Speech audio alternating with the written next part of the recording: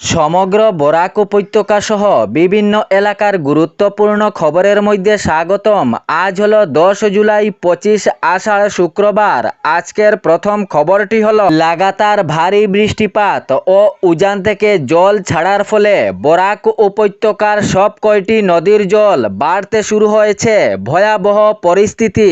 করিমগঞ্জের লঙ্গাই ও সিংলা নদীর জল বিপদসীমার উপরে রয়েছে।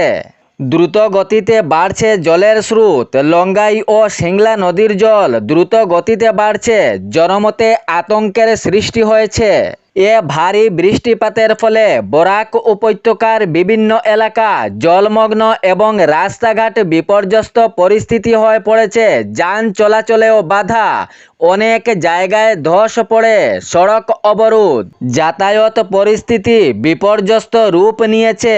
এবং এদিকে লাগাতার বৃষ্টি ও উজান থেকে জল ছাড়ার ফলে বরাক উপত্যকার সব কয়টি নদীর জল বাড়তে শুরু হয়েছে দ্রুত গতিতে। সঙ্গে করিমগঞ্জের লঙ্গাই এবং সিংলা নদীর জল বিপদসীমার উপরে রয়েছে।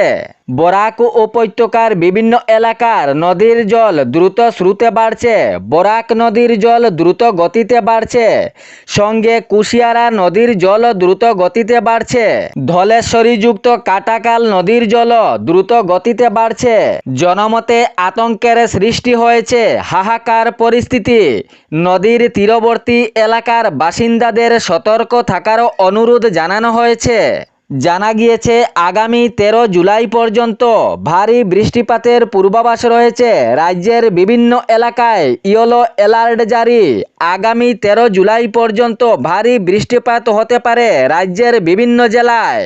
এর পরবর্তী খবরটি হলো, যাহাদের কাঁচা ঘর রয়েছে তাহাদের জন্য একটি সুখবর। পেতে পারেন প্রধানমন্ত্রী আবাস যোজনার সরকারি পাকা ঘর। যাহারা এখনো পর্যন্ত সরকারি পাকা ঘরের আবেদন করেননি বা পূর্বে সরকারি পাকা ঘর পাননি কিন্তু যোগ্য রয়েছেন, তাহাদের জন্য এটি সুখবর। আবেদন শুরু হয়েছে ইতিমধ্যে। প্রধানমন্ত্রী আবাস যোজনা 2.0 এর অধীনে শুরু হয়েছে আবেদনের প্রক্রিয়ার কাজ। তবে থাকতে হবে আপনার কাছে গুরুত্বপূর্ণ বিশেষ নথি: আধার কার্ড, আয় প্রমাণপত্র, জমির দলিল, সক্রিয় ব্যাংক অ্যাকাউন্ট সহ পরিবারের আধার কার্ডও থাকা খুবই জরুরি। সরকারি পাকা ঘরের আবেদনের প্রক্রিয়া ইতিমধ্যে শুরু হয়েছে। আপনি অনলাইনেও আবেদন করতে পারেন ঘরে বসেই। থাকতে হবে আপনার কাঁচা ঘর। যদি পাকা ঘরের তালিকায় অন্তর্ভুক্ত থাকেন তাহলে আবেদন থেকে বঞ্চিত হবেন। যাহারা যোগ্য রয়েছেন তাহাদের জন্যই আবেদন প্রক্রিয়া শুরু হয়েছে। দেশের প্রায় 1 কোটি লোক পাবেন এই সরকারি ঘরের সুবিধা। সরকারি পাকা ঘরের তালিকায় অন্তর্ভুক্ত হবেন দেশের 1 কোটি লোক। তবে আবেদনের জন্য 5টি নথি আপনার খুবই গুরুত্বপূর্ণ: আধার কার্ড, পরিবারের সদস্যদের আধার কার্ডও থাকতে হবে। ইনকাম সার্টিফিকেট অর্থাৎ আয়ের প্রমাণপত্র থাকতে হবে। এর পাশাপাশি আবেদনকারীর সক্রিয় ব্যাংক অ্যাকাউন্টও থাকতে হবে। জমির দলিল খুবই প্রয়োজনীয়। যদি এসব থাকে এবং আপনি যোগ্য যদি থাকেন তাহলে অনলাইনে আবেদন করুন। আবেদনের জন্য pmais.gov. পোর্টালে গিয়ে আপনি আবেদন করতে পারেন। সেখানে আবেদন ফর্ম পূরণ করতে হবে। এর পরবর্তী খবরটি হলো, ব্যক্তিগত তথা প্রাইভেট স্কুলে চলছে আইন অমান্য।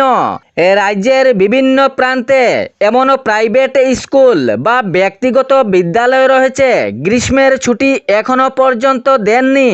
তা খুবই শীঘ্রই গ্রীষ্মের ছুটি দেওয়ার কথা জানানো হয়েছে শিক্ষা বিভাগের তরফ থেকে। প্রাইভেট স্কুল অর্থাৎ ব্যক্তিগত স্কুল যদি গ্রীষ্মের ছুটি আইন অমান্য করে তাহলে নেওয়া হবে কঠোর আইনীয় ব্যবস্থা। শিক্ষা বিভাগের তরফ থেকে এক কড়া নির্দেশ। এর পরবর্তী খবরটি হলো, আসাম বিশ্ববিদ্যালয়ে ভর্তির নামে অর্থ লেনদেনের অভিযোগ। পূর্ণাঙ্গ স্বচ্ছ তদন্তেরও দাবি।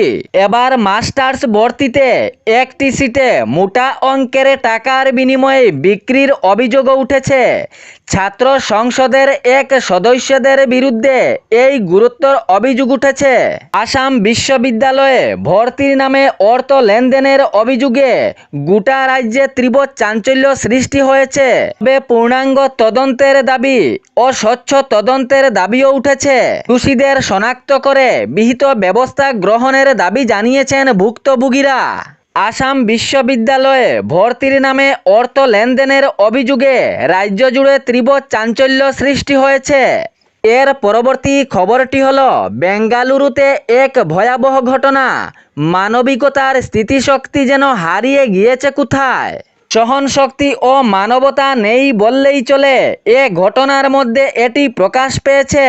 ঘটনার বিবরণে জানা গিয়েছে, সাগর কুমার নামের এক ব্যক্তি উনার স্ত্রী এবং 10 মাসের এক শিশু সন্তানকে নিয়ে গাড়ি করে যাচ্ছিলেন। কিন্তু ট্রাফিক জ্যামের মধ্যে সাগর কুমারের গাড়ির সঙ্গে অন্য একটি গাড়ির সংঘর্ষ হয়।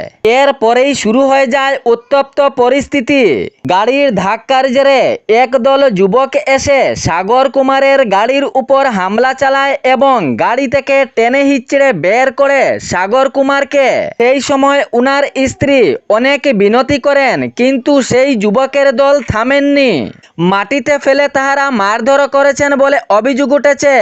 এমন সময় ভিডিও ক্লিপও করা হয়, যাহা পরে সোশ্যাল মিডিয়াতে আপলোড করা হয়েছিল।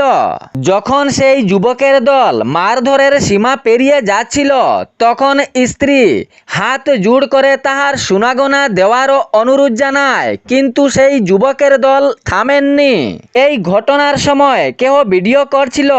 এই ভিডিও দেখে ভয়ে সেই যুবকের দল সেখান হইতে পালিত হন। পুরো ঘটনাটি রেকর্ড হওয়ায় তাহারা প্রাণে বেঁচেছেন বলে সাগর কুমারের দাবি। তাহার পর পুলিশ প্রশাসনকেও জানানো হয়। পুলিশ প্রশাসন এ ভিডিও ক্লিপের মাধ্যমে দ্রুত তদন্ত চালান এবং 3 জন অভিযুক্তকে গ্রেফতার করেন। সাগর কুমার এই ঘটনার পর মহাসড়কের নিরাপত্তা ব্যবস্থা নিয়েও প্রশ্ন তুলেছেন। তিনি জানিয়েছেন, মহাসড়কে নিরাপত্তা ব্যবস্থা আরও কড়া হওয়া দরকার, যাহাতে সাধারণ মানুষের আরও জীবন ভালো হয়। কোনো দুষ্কৃতীরা যাহাতে হঠাৎ করে কাহারও উপর আক্রমণ না করে, এ নিয়ে নিরাপত্তা ব্যবস্থা আরও কড়া করতে হবে। এর পরবর্তী খবরটি হলো, অরুণাচল প্রদেশের লোহিত জেলার লোহিতপুরে একটি নির্মাণস্থলে ভয়াবহ পাহাড় ধসে 2 শ্রমিকের মৃত্যু হয় এবং 4 জন আহত হয়েছেন বলে জানা গিয়েছে। আকস্মিকভাবে নেমে আসে মাটি, পাথর ও ধসের চাট। ধ্বংসাবশেষের নিচে মোট 6 জন শ্রমিক চাপা পড়েন। তবে এ ঘটনার খবর পেয়ে পুলিশ বাহিনী ঘটনাস্থলে দ্রুত গতিতে উপস্থিত হন এবং উদ্ধার কাজ চালান। এসডিআরএফ, সেনাবাহিনী এবং জেলা প্রশাসনের যৌথ উদ্ধারকারী দল দ্রুত ঘটনাস্থলে উপস্থিত হন। দীর্ঘ চেষ্টার পর এই 6 জনকে উদ্ধার করা হয়। সঙ্গে সঙ্গে নিয়ে যাওয়া হয় হাসপাতালে চিকিৎসার জন্য। তবে চিকিৎসকরা 2 জনকে মৃত বলে ঘোষণা করেন। তবে 4 জন আহত রয়েছেন। এই 4 জনের শারীরিক অবস্থা স্থিতিশীল বলে হাসপাতাল সূত্রে জানা গিয়েছে। এই ঘটনায় এলাকা জুড়ে পুরো শোকের ছায়া নেমে এসেছে। প্রশাসন ঘটনার কারণ খতিয়ে দেখার চেষ্টা চালিয়েছেন। এ ছিল বরাক উপত্যকা সহ বিভিন্ন এলাকার গুরুত্বপূর্ণ খবর। এরকম নিত্য নতুন খবর পাওয়ার জন্য চ্যানেলটি সাবস্ক্রাইব করে রাখবেন এবং ভিডিওটি লাইক করে শেয়ার করতে ভুলবেন না, যাতে সঠিক সংবাদগুলো অন্যজনের কাছে পৌঁছায়। ধন্যবাদ।